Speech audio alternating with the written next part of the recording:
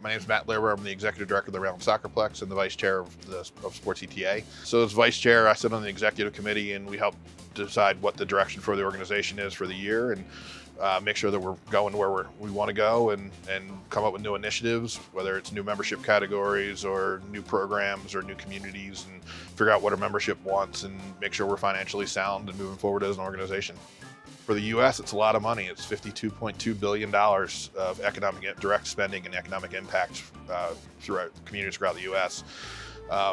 It's so important as an economic driver for a community that you can build a facility and hold events and have people come and spend money in your restaurants, stay at your hotels, go to your retail shops. It also gives an improved quality of life. It has health and wellness benefits to your local community. It helps brand awareness for your city or your state.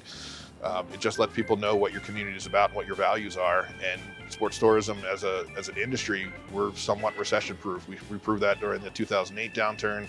We proved that during the pandemic. You know, mom and dad are never going to tell their kid that they can't play soccer, they can't play lacrosse or basketball. They're going to make it work because it's so important to their development as a child to become an adult.